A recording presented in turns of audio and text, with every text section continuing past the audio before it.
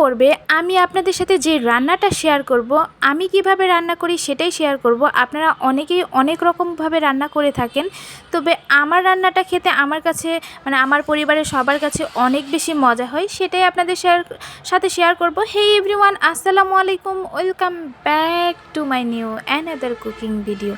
আজকে আপনাদের সাথে শেয়ার করতে যাচ্ছি চাল কুমড়া আর রুই মাছের খুব মজার একটা রেসিপি। আশা করছি আপনাদের কাছে অনেক বেশি ভালো লাগবে আর আমার সাথেই থাকবেন।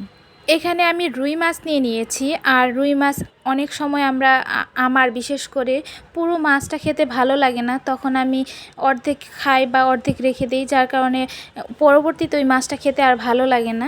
যার কারণে আজকে এরকম ছোট ছোট পিস করে নিয়েছি, আর এটা আমার খেতে অনেক বেশি সুবিধা হবে এই কারণেই।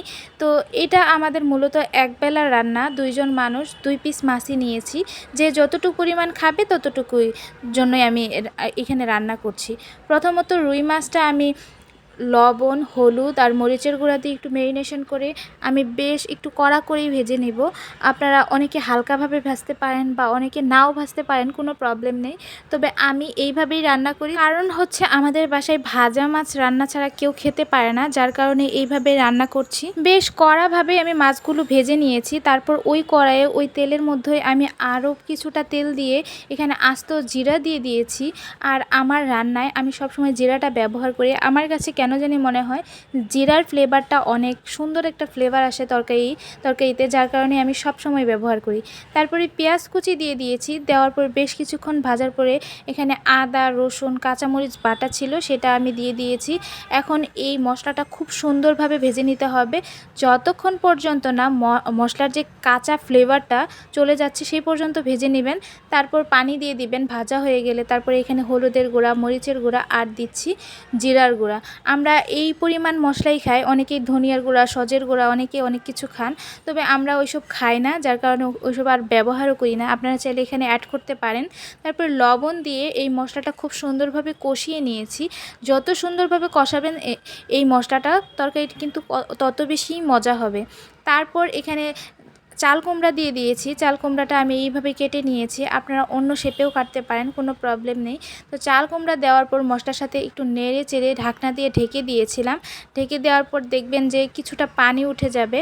তো পানি উঠে গেলে আবারও ঢাকনা দিয়ে বেশ কিছুক্ষণ একটু রান্না করে নেবেন।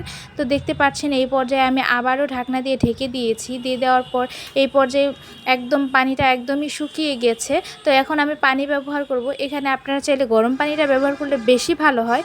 আমার গরম পানি করা ছিল না, যার কারণে ঠান্ডা পানি ব্যবহার করেছি। আর এখানে আপনারা ঝোল কী পরিমাণে খাবেন সেই পরিমাণে পানি দিবেন। যদি বেশি পরিমাণ ঝোল খান একটু বেশি পরিমাণে পানি দিবেন, আর যদি একটু কম খান কম পরিমাণে পানি দিবেন। তো তারপর কিছুক্ষণ পর তরকারিটা হয়ে যাওয়ার পর আমি এখানে মাছগুলো অ্যাড করছি। তো মাছগুলো দেওয়ার পর খুব সুন্দরভাবে একটু নেড়েচেড়ে দিয়ে আবারও ঢাকনা দিয়ে ঢেকে দিয়েছি বেশ কিছুক্ষণের জন্য। আমি এখানে আর নাড়াচাড়া করিনি। দেখেন এই পর্যায়ে তরকারিটা কিন্তু একদমই হয়ে গেছে। আমি নামানোর আগে এখানে একটু ধনিয়া পাতা দিয়ে দিচ্ছি। ধনিয়া পাতা দিলে তরকারির টেস্টটা খুব ভালো আসে। তো এটাই ছিল আমার তরকারির ফাইনাল লুক। আমার এই ভিডিওটা কেমন লাগলো, যদি একটুও ভালো লেগে থাকে অবশ্যই লাইক, কমেন্ট, শেয়ার করতে ভুলবেন না। আজ আসি, আল্লাহ হাফেজ।